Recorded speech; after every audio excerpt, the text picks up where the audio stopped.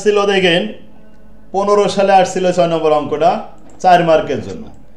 Present capital structure jewel shoe company is given below. নিচে দেওয়া হলো 50 লাখ টাকার fully collected by the ordinary share. 50 lakh টাকা পুরোটাই শেয়ার বিক্রি করে কালেক্ট করা হয়েছিল।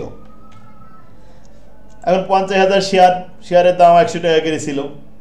দ্য কোম্পানির এখন প্রয়োজন 40 লাখ। এই 40 লাখ টাকা ম্যানেজ করতে হবে for the extension there plan তাদের বৃদ্ধি করবে, এই জন্য 40 লাখ আরও দরকার। আগে 50 লাখ ছিল, আর এই 40 লাখ টোটাল মিলে কিন্তু 90 লাখ টাকা ইনভেস্ট হয়ে যাবে। So they are considering the following alternative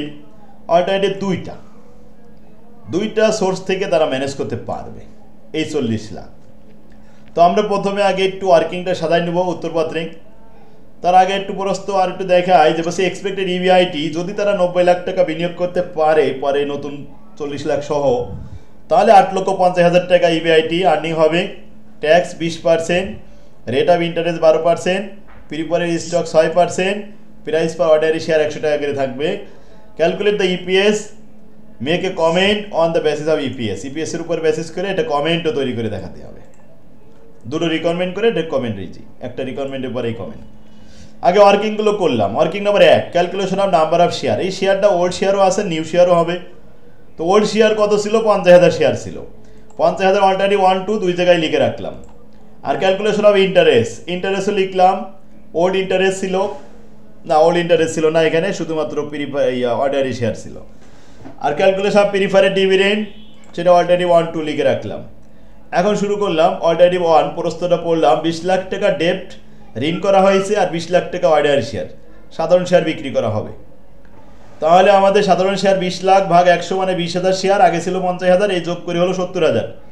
1 number alternative complete. আচ্ছা, এখন 2 নম্বর ওয়ার্কিং আসলাম। ঋণ করা হয়েছে 20 লাখ, এই 20 লাখের 12% ইন্টারেস্ট, তাহলে 2,40,000 টাকা ইন্টারেস্ট হলো। বাস 20 লাখ 40 লাখ ম্যানেজ হয়ে গেল। প্রিফারেডে নীল, প্রিফারেড আমাদের লাগলো না। 2 নম্বর অল্টারনেটিভ 10 লাখ টাকার প্রিফারেড। আগে আমরা প্রথমে চলে আসলাম 10 লাখ প্রিফারেডের ওইখানে। 10 লাখ 6% করে 60,000 টাকা হয়েছে। আর 15 লাখ টাকা ডিবেঞ্চার এবং 15 লাখ টাকা অর্ডিনারি শেয়ার। ডিবেঞ্চার বলে ঋণের ওইখানে আসতে 2 নম্বর ওয়ার্কিংয়ে আসলাম। এই যে ইন্টারেস্ট 12%, আর 15 লাখ টাকা অর্ডিনারি শেয়ার। 1 নম্বর ওয়ার্কিংয়ে চলে আসলাম। 15 লাখের 100 দিয়ে ভাগ করলে 15,000 শেয়ার, তো 15 লাখ আর 15 লাখ 30 লাখ আর 10 লাখ 40 লাখ মিলে গেল।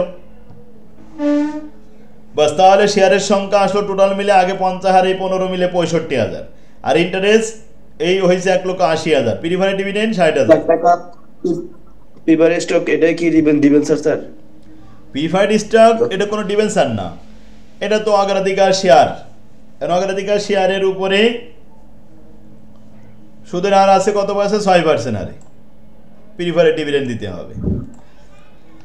তো এক্সপেক্টেড ইবিআইটি 8,50,000 টাকা, tax rate 20%, rate of interest ছিল 12%, প্রিফারেড স্টকের রেট তো 6%, প্রাইস পার অর্ডিনারি শেয়ার 100 টাকা পড়লাম। এখন ইবিআইটি এখান থেকে নিয়ে আসলাম। দুইটা অল্টারনেটিভ 8,50,000 টাকা করে, ইন্টারেস্ট বাদ দিলাম, ইবিটি পেলাম, ট্যাক্স বাদ দিলাম, ইএটি থাকলো, প্রিফারেড বাদ দিলাম, ইএসিএস বের হলো।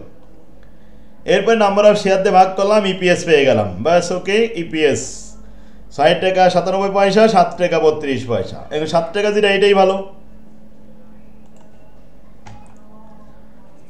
কমেন্ট করতে হবে এখন কোনটা ভালো। 2 নম্বর অল্টারনেটিভ ভালো।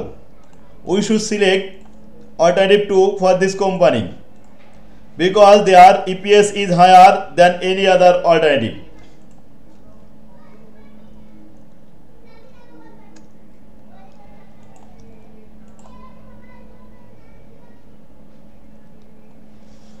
সবাই বুঝতে পারছে 6 নম্বর অঙ্কটা? ইনশাআল্লাহ স্যার। আলহামদুলিল্লাহ। তাহলে আর কারো প্রশ্ন আছে?